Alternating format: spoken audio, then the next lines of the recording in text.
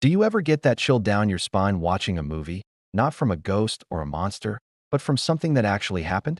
That's the unnerving magic of historical horror. It's a genre that digs into the darkest corners of our past and holds up a mirror to the terrors we've inflicted upon ourselves.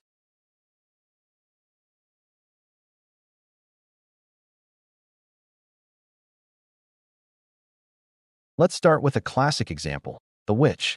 Set in 1630s New England, the film is drenched in the paranoia and religious fanaticism of the time. The horror isn't just about a potential witch in the woods. It's about a family tearing itself apart from the inside out, fueled by suspicion and rigid dogma. The historical setting isn't just a backdrop, it's the very source of the terror. The isolation, the harsh living conditions, and the extreme Puritan beliefs create a pressure cooker environment where a single crack in their faith can lead to complete collapse. The supernatural elements, like Black Philip the Goat, become manifestations of their deepest fears and forbidden desires. It forces us to ask, was the evil supernatural, or was it born from their own repressive society? Now, let's jump forward a few centuries to the trenches of World War I with the film Overlord. On the surface, it's a high-octane action horror flick about American soldiers discovering a secret Nazi lab creating monstrous super soldiers. But beneath the gore and chaos lies a terrifying historical truth. The Nazis were obsessed with twisted science and the idea of creating a master race. The film takes this real-life ideological horror and dials it up to 11.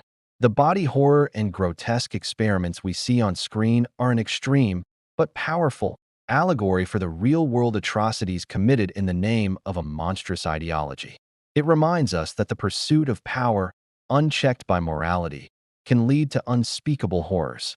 The historical context gives the fantastical monsters a terrifying weight, because we know the real-life villains were just as monstrous in their ambitions. Then there are films that explore the horror of colonialism and its brutal legacy, like The Nightingale. This film is set in 1825 Tasmania and follows an Irish convict woman seeking revenge against the British officer who destroyed her life. This movie is relentless and difficult to watch, not because of ghosts, but because it refuses to look away from the raw, brutal reality of colonial violence. The horror here is systemic. It's the dehumanization of the Aboriginal people, the brutal assertion of power, and the profound trauma inflicted upon individuals and entire cultures. It uses the conventions of a revenge thriller to expose a historical wound that has never fully healed. The film isn't meant to be entertaining in the typical sense. It's meant to be a visceral and horrifying confrontation with the ugliest parts of our history. So why are we so drawn to these stories? Why do we find a strange sort of comfort in being terrified by our own past? I think it's because historical horror serves as a powerful form of cultural memory. These films are like modern-day cautionary tales. They take historical events, from the Salem witch trials to the Holocaust to colonial genocide, and frame them in a way that forces us to engage with them emotionally. It's one thing to read about atrocities in a textbook. It's another to see them unfold through the eyes of characters we connect with. The horror genre allows us to explore these dark chapters from a safe distance, processing the fear and injustice without being consumed by it. Take the TV series The Terror, which dramatizes the true story of the lost Franklin expedition. Two ships, the HMS Erebus and HMS Terror, became trapped in the Arctic ice in the 1840s.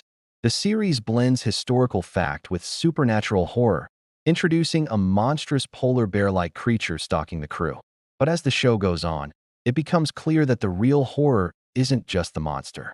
It's the slow, agonizing descent into madness caused by starvation, lead poisoning from tainted food cans, mutiny, and cannibalism.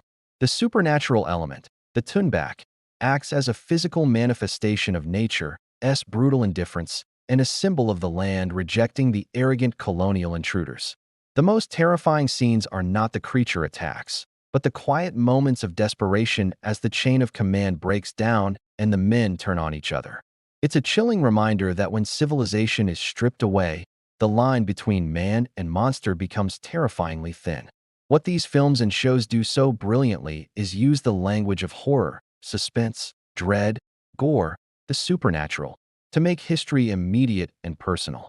They prevent us from dismissing the past, as something distant and irrelevant. They show us that the same fears, prejudices, and lust for power that drove historical atrocities are still present in our world today.